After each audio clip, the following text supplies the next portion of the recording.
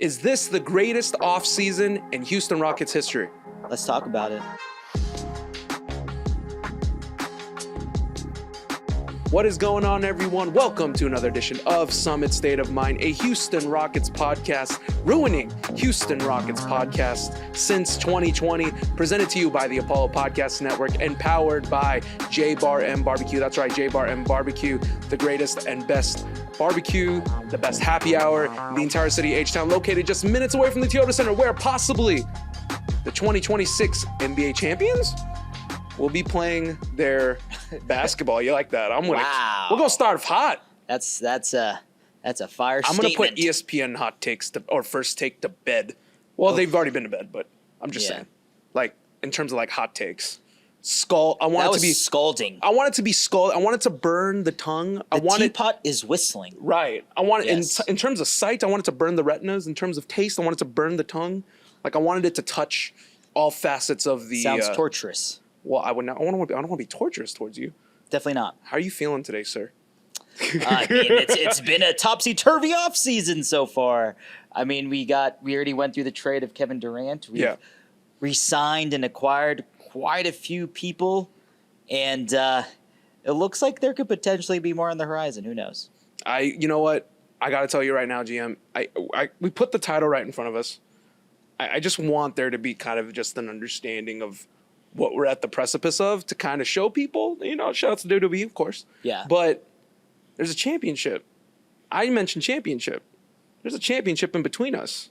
Yep. There's obviously, a little bit of a message I'm trying to get out there. Yeah, a little bit of a message that I'm trying to get out there. Expectations. The Houston Rockets, let's dive into it right now. GM, the Houston Rockets, are they experiencing the greatest offseason in Houston Rockets history? A lot of people, it's a topic of conversation, not even in terms of it being the greatest offseason in Rockets history, but grades all across the board. It was not even July 1st. Like, today's July 1st, like yesterday. It hadn't even touched July yet, and everyone was already grading the Houston Rockets offseason an A+, which is insane. So let's talk about it right now. Let me go ahead. Let's dive into the timeline of the Houston Rockets, starting from June 14th when they signed Steven Adams. So Steven Adams, extension at 3 years, $39 million. Ime Udoka gets a long-term contract extension, which will begin after the 2026-2027 season. Wow. Fred VanVleet gets a 2-year extension at $50 million. We traded for Kevin Durant, lost Dylan Brooks, lost Jalen Green, lost the number 10 overall pick, gained Jabari Smith with another extension of 5 years, $122 million, starting next season, not this coming season. We signed Dorian Finney-Smith at 4 years and $52 million, and we signed a returning Clint Capela at 3 years, $21 million for a chance at an NBA championship. Whew. Let's talk about it. Sounds exhausting. And it's only been They've been 2 busy. weeks. They've been busy. Yeah. The front office has been busy. I feel like they've just not slept. No. They have not slept. I mean, if anyone's seen Raphael Stone, everyone needs to give him a wellness check and see if my man's gotten any rest since Kevin Durant was traded here. He's probably like Wolf of Wall Street, where he's just like in a positive way. Like on a crazy, like, come on, let's keep going. Let's keep going. Come on. We're all in.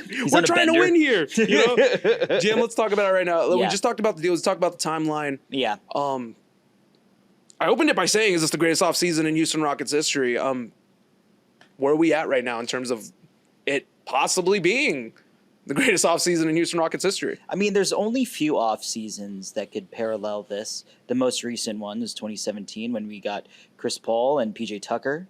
Luc Mbah a Moute. Luc Mbah a Moute as well. And I mean, outside of that, what was another very impressive summer? Getting Tracy McGrady in 2004. Ron Artest in 2008. Yes, Ron Artest. And then 1996 when we got Charles Barkley.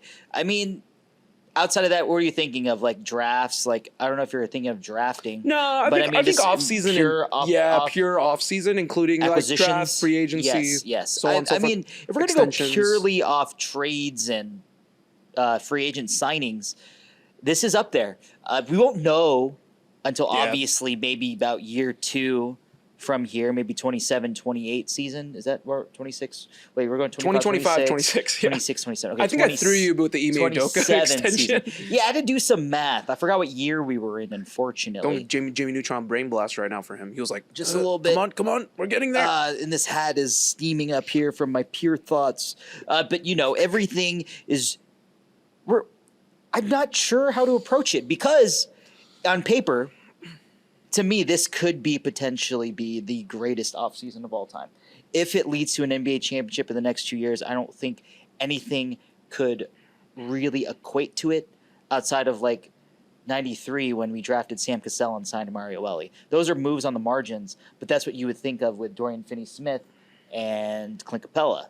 So, in my eyes, it's up there. It could be the greatest. Is it the greatest? We're not sure yet. But if I were to give it a grade right now, it's an A++++++. Shout out Kevin O'Connor.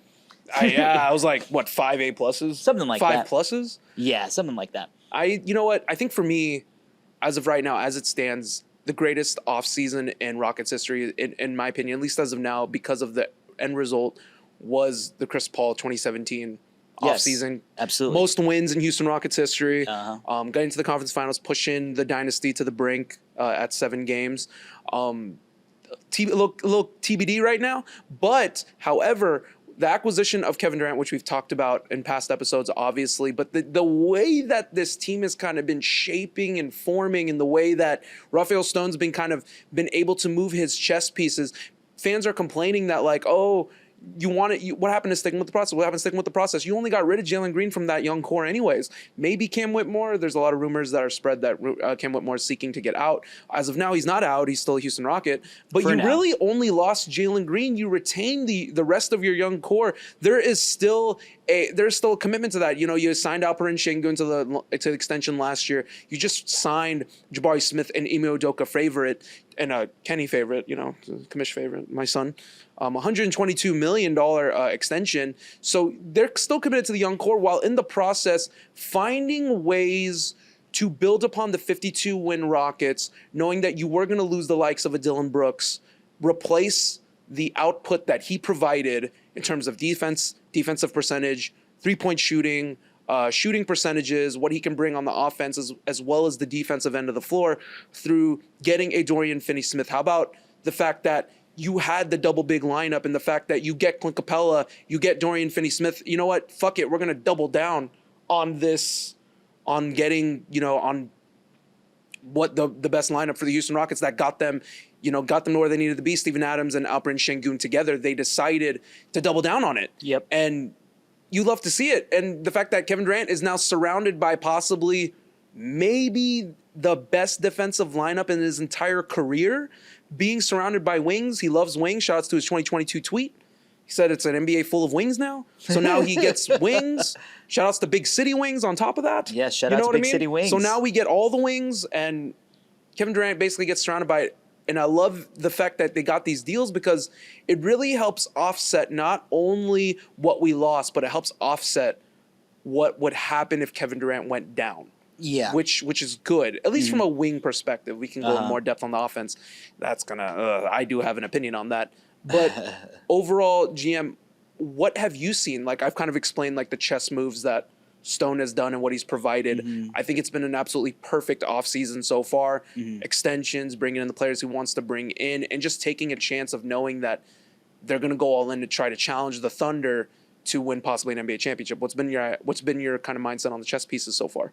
I think the chess pieces overall are good. I do have a little bit of worry. I know that you were worried in terms of the offensive perspective, but you did speak a little bit more glowingly than I would have done. The loss of Jalen Green is still big in terms of we don't have dependable ball handlers unless we really believe that Amen is going to take that step forward and Reed Shepherd will be able to stay on the floor this year. But obviously these are contingent on moves forward for both guys. Do I think Amen will do it? I think he will. I think Amen will. Reed Shepherd, that remains to be seen. We need to see if he can stay on the floor. They have a lot of faith, though, they must have a lot of faith. If this is it, if this is the offseason, If there's nothing else, if they're not going to acquire a guard, if they're not going to take a chance on someone like a Malcolm Brogdon, if they're just going to stand pat now the rest of the way, they must have high expectations now of Reed and Amen. You see Amen already kind of working on his ball handling in the offseason. I have a gut feeling they kind of told him, like, hey, this is the trajectory in which we're probably going to go. Yeah. So you're going to need to improve your ball handling because you're going to move towards more of a guard position now. Like, you came into the NBA as a guard, but we kind of made you a forward with the dunker spot and a cutter, a roller. But we want you to be more of a guard. So I wouldn't be shocked if they had him kind of go into the lab to work on his ball handling. Reed Shepherd included. We're not really seeing as much on Reed Shepherd. But in terms of what they would provide, but GM, I also want to tack on what you added in terms of their lack of offense, lack of replacing the 20-plus points that Jalen Green provided. How about the lack of ability of downhill scoring? Yep. We actually don't have that anymore. Like Jalen Green. Yeah, right. But what I'm saying is, like, you lost that with Jalen Green, and you really technically have not replaced that. No. You haven't really replaced it. You got these players that are really knockdown three-point shooters, which is fantastic, but you really lost that identity of the downhill score, which you need to be successful in today's NBA. We don't have that anymore with Jalen Green. We lost all that explosiveness, that athleticism. I think they have a lot of high hopes on Amen and Reed. Amen's already going to make the leap. We know this, but I think they actually show a lot of promise on Reed Shepherd. Yeah. Like, they really believe that he's going to really make this leap next year. And that's a lot of pressure to put on the young man. But I don't know. But maybe he's taking it all in stride. I'm not sure. But I mean, as of right now, removing all the negative parts of it, this offseason has been just some kind of wonderful. It's so weird, GM. It's foreign. It's a foreign feeling. It's almost as if, like, I'm seeing an old friend. Been here in an odd minute. Right. I'm seeing the old friend that I haven't seen in a long time. We had great times together. Maybe ended very abruptly, ended kind of sad. Yeah. You know what I mean? But you see that old friend after a long period of time, and you just remember all the good times. That's kind of how I'm feeling right now about this offseason. I'm feeling good, And I mean, come on. We have a guy that we were signed, former Houston Rocket Clint Capela. And Clint Capela resigning with us is a very popular resigning. You can tell through social media, even though people were questioning why, which we'll touch on in a moment. But the fact of the matter is that Clint Capela, someone who was around during the most successful regular season for the Houston Rockets and one of the most popular teams to ever grace Toyota Center. It's kind of wild. Probably the most popular team that ever graced Toyota Center. Toyota Center. Specifically. Rockets team to ever grace Toyota Center. Not Summit. No, I love it. Clint Capela, that signing alone, it's almost like a fan service, you know what I mean? Almost like fan service to a degree, but he's still. But not yet. I think he has enough left in the tank. I think he's still good. I think he still has a lob ability, I think he's still a lob threat. Which is perfect. You're not going to get that Clint Capela back in 2018, obviously. No. He lost some athleticism, but he's still one of the top rebounders in the NBA. Pair him along with a Steven Adams as well, and you're looking at cooking, absolutely. And the great thing about this is that they are really it reminds me so much of the 2017-2018 Rockets, and I'll explain why. 2017-2018 Rockets were built to defeat the dynasty of Golden State Warriors. The Rockets are shaping this roster to defeat what possibly could be the making of a dynasty with OKC Thunder by putting these long, lengthy wings to stop the offensive players of Shai Gilgeous-Alexander, to stop the Jalen Williams of the game, to kind of put that at the forefront. Yeah. So that way, and I love it too. And GM, one more thing that I do want to tack on before we move on to the next subject.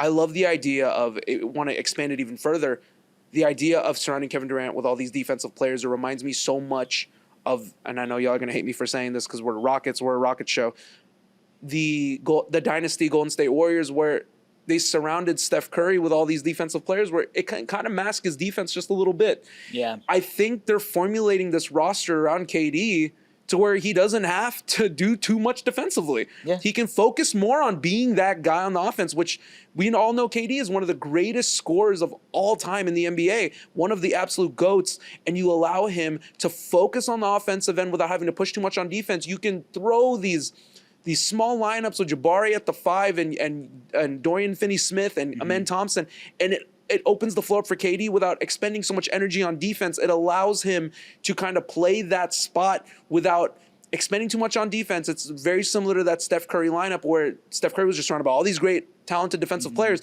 Does his job on the defense, obviously, but doesn't have to do too much and can focus on being the elite scorer that he is. I mean, I see that, but I will say this: like you saw the stats from last year, where we have 3 of the top 10 defenders that are not bigs in the paint, with Dorian Finney-Smith, Amen Thompson, and Kevin Durant. So Kevin Durant won't necessarily I'm not discounting be him. dependent on that, but he does have the acumen to be the guy when it's needed. But the thing is, Kevin Durant won't be dependent on that because of the guys that he has behind him. Granted, Şengün isn't the otherworldly blocker, but he still has a body that he can use to prevent 7-foot body. Steven Adams, Clint Capela, Jabari Smith Jr., Tari Eason even. The list goes on and on with these guys. And I love what you're saying in terms of Kevin Durant being surrounded by a bunch of defenders. And this truly feels like an Ime Udoka type of squad. Yeah, 100%. And you like how I said that take. No one's actually said that take, not even on Twitter. Yeah. I literally came up with that take all on my own. Nope. Mm-hmm. All on my own. Yeah. So I'm actually low-key very proud of that. GM, we did talk about it with the signing of a Clint Capela. Yeah. There's been a little bit of a noise, a little bit of talk. I do want to talk about this, that there's been a little bit of a noise, a lot of questioning amongst the fans. No one mad that we got Clint Capela, but a little of like, huh? Like, why? Yeah, like we got Steven Adams, we got Steven Adams. We already got Alperen Şengün. You could have kept Jock Landale, essentially, who's he's fine as a third string big, perfectly fine. Like perfectly fine. I'm okay with that. Like I don't hate him. Like he's perfectly fine. There's been some questioning around that Clint Capela signing because that's the one that no one anticipated, and he ended up coming in, and now he's back on the Rockets. So now it begs the question: why was Clint Capela signed? Is he there to just be a Jock Landale third string possible replacement at the risk of maybe Steven Adams possibly resting here and there, or Alperen Şengün maybe getting injured, or is there more to the story? To me, obviously, it can go 2 avenues, but based on what we see currently, I can definitely say that Clint Capela being signed here feels like a big, grander scheme of things. Come on, talk dirty. Everyone saw how ineffective Jock Landale was when he was the backup. He did have some good games, but he had a lot more bad games than good games. And Let's call a spade here. What Rafael Stone and Ime Udoka want to do is they want to keep some form of consistency, especially at the back end of the lineup, right? LP, Steven Adams, those guys played very well last year. Steven Adams led the league in offensive rebounding percentage. As a defensive player, my God, my man looked like a freaking soaring eagle everywhere. He does what he does. But when Steven Adams is taken out of the lineup and Jock Landale goes in as the backup, everyone could see the stark difference in terms of effectiveness. I don't even want to touch the plus minus on that. And I think that Rafael Stone, 3 years, $21 million. That's what, $7 million a year. Clint Capela came at a cheaper price tag than Jock Landale. That's insane. Yearly. He correct? took a discount. Let's be honest. Granted, Clint Capela could have went anywhere else. He could have went to the Lakers. The Lakers sorely need a bigger role. Yes, but it looked like Clint Capela understood what's going on in Houston. He wanted to be a part of it. And B, Ime Udoka loves his double bigs. And we saw what happened with Steven Adams and Alperen Şengün sharing the floor last year and seeing some Alperen Şengün play the 4. My speculation is that I do think that Ime wants to experiment. I wouldn't even say experiment, maybe dabble a bit more with Alperen Şengün playing the 4. And I'm not sure I completely agree with that, but the way that we ran the zone defense last year begs to question whether or not that can stay effective going into the upcoming year. When you still got Şengün, Steven Adams, then you insert Clint Capela in there when Steven Adams isn't playing, you still stay with high-end defensive intensity from the 5 position. So you're going to see a little bit more of Alperen Şengün playing the 4. The question is how effective will he be? But if they do stick to more zone scheme and allow Şengün to not be placed in weaker positions, we're starting to see some bigs play, like double big stuff. Like, we saw Gobert and Julius Randle last year. Even though Julius Randle did expand to the 3-point line, played a bit better, he wasn't that great of a 3-point shooter either. Even Thunder with Chet Holmgren and Isaiah Hartenstein, exactly. too. So there's just... But Holmgren's a better shooter, I would say. Of course. But what I'm saying is that the trend for the league is stating that you got to have at least three serviceable serviceable bigs. Apparently, I can't talk. I can't talk right Personable. now. I can't. But what I'm saying is that Alperen Şengün could potentially be seen more at the 4. And I mean, it's not going to take away from Jabari Smith Jr. Jabari Smith Jr. will end up playing a lot of 4 minutes. I was going to say choose your next words very carefully. I'm not saying Şengün's going to play extended minutes at the 4. What I'm saying is probably going to be like 12 minutes a game, okay? Like, that's it. Like, 6 minutes a half, correct? That's something that is doable, and it's short enough to where it can be effective, but also it's not long-term enough to where it's going to be a detriment. We have a lot of offense with KD, but can you imagine the defensive lineups that'll be out there, man? The switchability with Ben Thompson, Jordan Finney-Smith, Tari Eason, Jabari Smith Jr., Kevin Durant. I think right now what we're looking at is possibly. Did I say Ben Thompson? You did say Ben Thompson. Okay. I think you did. I'm pretty sure. I think you did. I just don't want to give disrespect to our future star. Yes, producer, can you confirm? Oh, it's just us. But I think honestly, I can even go as far as say I think we'll have the best defense in the NBA. I think we're that good.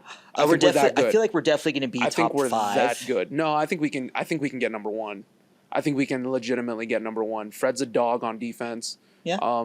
Reed Shepherd, obviously, that remains to be seen. Yeah. But if you just slip him in at that 2 spot, you even replace him with like a Tari Eason, like across the board. We talked about last year that this was possibly could be the deepest team in the NBA last year.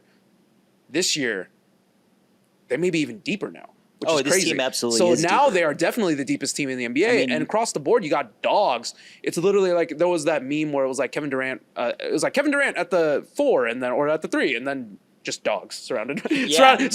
At the 1, a dog. At the 2, a dog. You know what I mean? Yeah, that's so I think there's a good chance at this team possibly being the best defense in the NBA.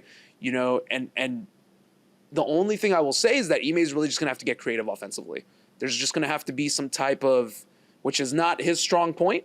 Yeah. But I trust the process in terms of what the players that we currently brought in. We're not discounting this by any means. Like, I truly believe if this ends in an NBA championship next year or the year after that, we can get one within the next 2 years. This is absolutely by far the greatest offseason in Houston Rockets history, depending upon obviously what that end result will be. But what a strong start for the Houston Rockets organization.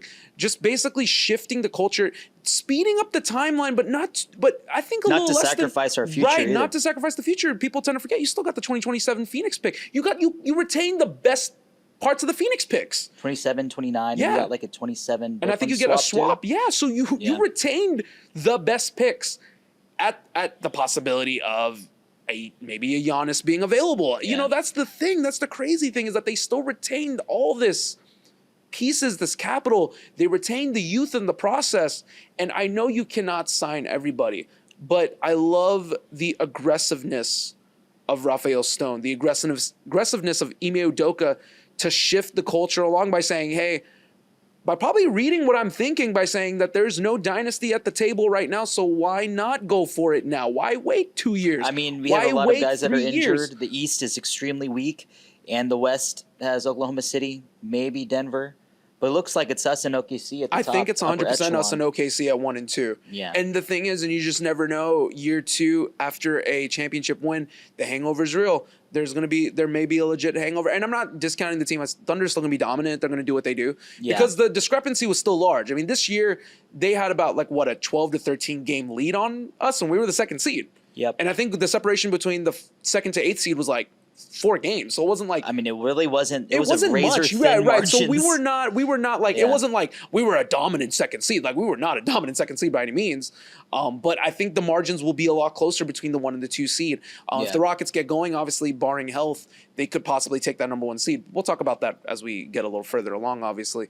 But GM, this offseason has been I can't talk about it without getting at least somewhat emotional, just because I mean, we're competitive again. Like, Yeah. we're not even just competitive. Like, We're back. we are so back. Like, we're boys the are back. number 2 odds to win a championship. That's kinda crazy. It's crazy now to think about what the pieces by getting a Dorian Finney-Smith, by getting a Clint Capela to return to the Houston Rockets, to possibly Cody Rhodes to possibly finish the story finally and winning the championship What a that we reference. so longed for in 2018, but we never got because Solo Sikoa, a.k.a. The hamstring of Chris Paul, decided to Samoan spike the entire Rockets team. So Yeah, we go were over not 27. able. We were not. Yeah, over 27 was the ultimate spike to basically put us to bed. Yep. So with a chance for Clint Capela to be the last remnant of that 2018 to finish the story, you gotta believe that there's some Cinderella to this. I mean, you know? there's still It's a nice, chance that right. maybe Eric Gordon returns on a vet's minimum.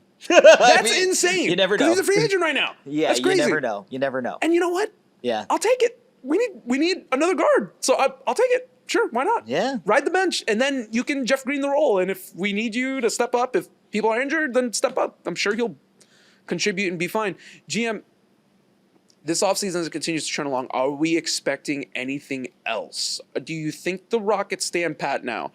Or do you think there can be a possible, like maybe another guard acquisition, maybe another trade that could happen? But I feel like this might be quiet. I think this team stands pat unless, anything crazy happens. Shout out to Major Blockbuster Video, something like that. That can happen. But at this point in time, I wouldn't put my eggs in that basket. I think that what we got right now in terms of roster construction, barring another vet minimum signing, I think this is it.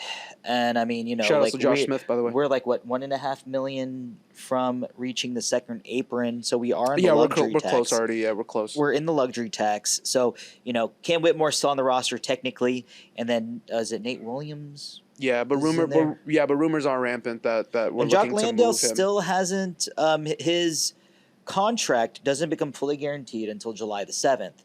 So, right. But there'll be a sign and trade apparently for Clint. No, that's already happened. Clint, okay. Gotcha. for, I think, multiple second rounders. Okay. But what I'm saying is that if there is a trade with Cam Whitmore and Jock Landale and maybe Nate Williams, like a 3-for-1 for, another wing or a big or maybe even a guard that can really help shore up our weaknesses on that end, then we'll be solid. But I mean, at this point in time, I think that I don't want to say most, some of the dust has settled, from the crazy barrage of the beginning of the offseason, which is probably one of my favorite days of the year. It's literally like Christmas Day, especially when you're competitive.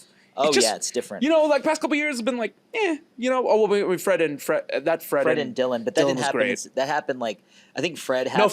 Fred happened right away. Fred happened right away. That actually, I Wow. think that happened like less than an hour after free agency started. I remember. Yeah, and then Dylan actually took like another day or two. Yeah, it was the next day. And then the random Jock Landale signing. You get that random center signing. Got Clint Capela. Shout out Clint Get Capela. Jock Landale. Yeah. It's crazy stuff. Yeah, I agree. I tend to agree with you here. I don't think the Rockets make another deal. They don't try to get another player. There is a chance I would like for them to take a flyer on like a Malcolm Brogdon, just like a player like that. Maybe even Eric Brogdon would Gordon. be great. That'd be nice. Just some guy. I don't know how much he has left in the tank. Either of them have left in the tank, but you'd be surprised at what you can do when you go to a team that's full of youth. One of the greatest players in NBA history in Kevin Durant, a culture shifter like Ime Udoka. You'd see how it can spark someone's career, like how it can re-spark someone's career. Yeah. I fully expect. To wrap this all in a bow, I fully expect players like Dorian Finney-Smith to take not even a leap, but like for Dorian Finney-Smith to take that Luke Mbamute type role to just kind of elevate their game.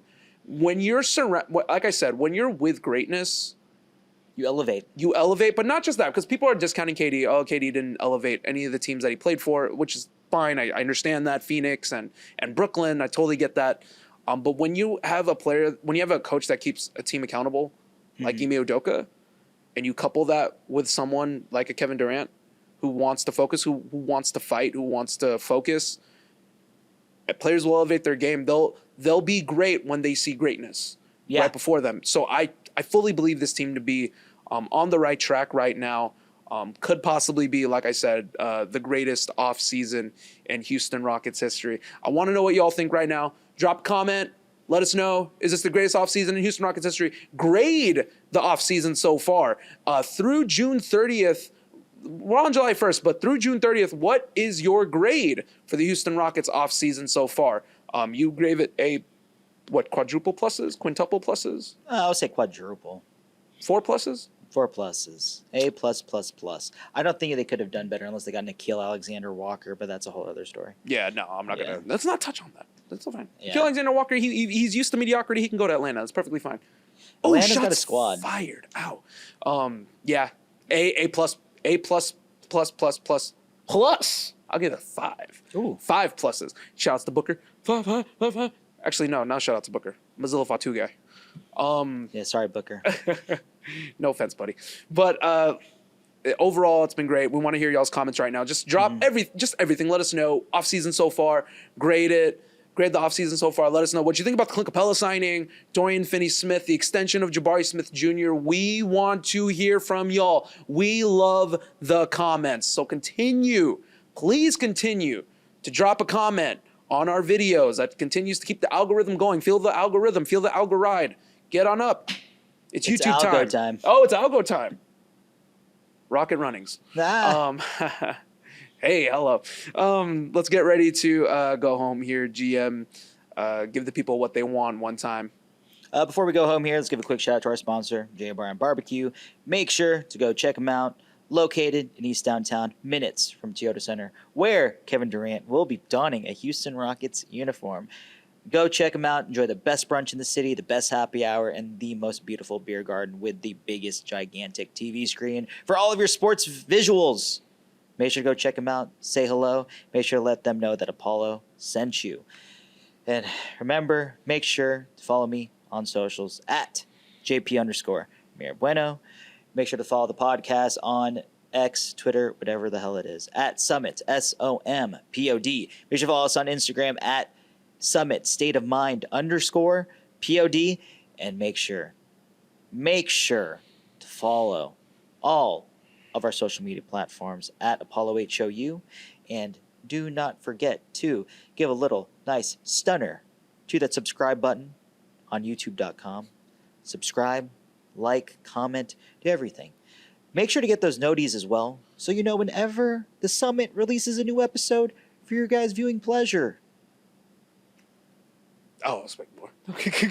Yes, like, comment, subscribe on our YouTube. You can follow me on Twitter as well at Summit Commish. That ends a very, very happy, historic episode in Houston Rockets history and a very historic episode in Summit history as we close the chapter on episode 267. Ooh. GM. Wow. I'm talking Houston Rockets. What? I'm talking Steven Adams. What? Ime Udoka. What? Fred VanVleet. What? Trade for Kevin Durant. What? Jabari Smith extension. What? Dorian Finney-Smith signing. What? Clint Capela returning. What? Possibly Eric Gordon. What? Possibly number 1 seed. What? Possibly 2026 NBA champions. What? Champagne popping. That's crazy. I was ready to keep going. What? Yeah, there you go. Keep going. Come on. Parades over prospects. What? Clear the street on Polk. What? Yo, I'm going to tell y'all right now, it's a very great time. We're so excited, so happy. Once again, we appreciate each and every one of y'all that continue to follow us as we journey on, trek forward, 267 episodes deep. As we make the trek towards 300, there may be some giveaways and stuff that we may have in store for y'all, which will drop later as we get closer to that date. You never know, probably during the Rocket season, if anything. And when that happens, you guys will be the first to know. Sure. But we appreciate each and every one of y'all once again for continuing to support, listen, whoever's in and out. If it's not me every episode, the GM takes over as the main host, bring in the Big Goose DJ. Our team, just shout outs and thank yous to our team to just continually being here and just continually supporting. And on top of that, y'all, most importantly, the fans, just continuing to support us, keeping us alive here. And listening to two dudes that enjoy talking about the Houston Rockets, which is fantastic. So, and we're only going on up from here. So possibly NBA contenders for the Houston Rockets. Let's go ahead and end this episode as I end every episode with a Go Summit, Go Apollo, and maybe possibly the greatest offseason in Houston Rockets history. Go for broke. Go for an NBA championship. Go Rockets. GM, do the thing. 4 letters. 1 word. Yeet. I was hoping you weren't going to say stop if you were going to turn heel on me, he would have been so angry. I would have been like, hey, brothers, are you working or shooting? Straight shooting over here. Straight shooting over here? Okay. Straight shooting over here. All right. I got nothing else to say. Thank you, guys. Appreciate you. Shout out to my boy Alex, Donkey Boy, dope ass hat. Thank you, guys. Big fan since day one. Ish. Day one is H. But day one is H. If we made enough money, I would love to turn that into a shirt and like still make money off of that. Fashion Files. Day one is H Town would just be so good.